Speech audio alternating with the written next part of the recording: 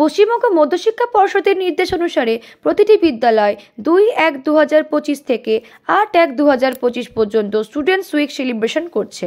Baharampur girls Mahakali পাঠশালাতেও গত এক সপ্তাহব্যাপী এই অনুষ্ঠান পালিত হচ্ছে বিভিন্ন অনুষ্ঠানের মধ্য দিয়ে। আজ স্টুডেন্টস উইক উদযাপন এর শেষ দিনে ফুড ফেস্টিভ্যালের আয়োজন করা হয়েছে। সপ্তম থেকে দশম শ্রেণীর ছাত্রীরা অংশগ্রহণ করেছে। তারা নিজেদের উদ্যোগে বিভিন্ন ধরনের খাবার রান্না করে এনে বিদ্যালয় প্রাঙ্গণে বেশ কয়েকটি স্টল সাজিয়ে বসেছে। এই অনুষ্ঠানে বিদ্যালয়ের সমস্ত ছাত্রীরা এই খাবার ক্রয় করে খাওয়ার স্বাদ আস্বাদন করছে।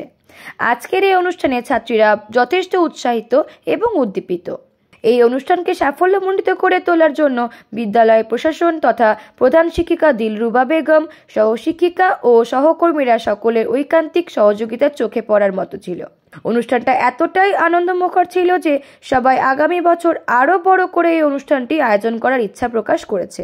এই অনুষ্ঠানে বিশেষভাবে আমন্ত্রিত ছিলেন বিদ্যালয়ের পরিচালক সমিতির সমস্ত সদস্যরা এবং বিদ্যালয়ের শিক্ষা দপ্তরের আধিকারিকরা।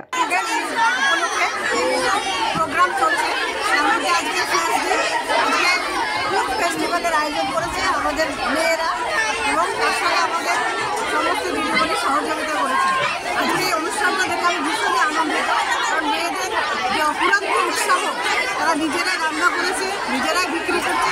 আর এটা মহাকালী পাঠশালায় প্রথমবার হয়েছে এবং অসম্ভব উৎসাহ মেয়েদের মধ্যে আমি দেখতে পাচ্ছি।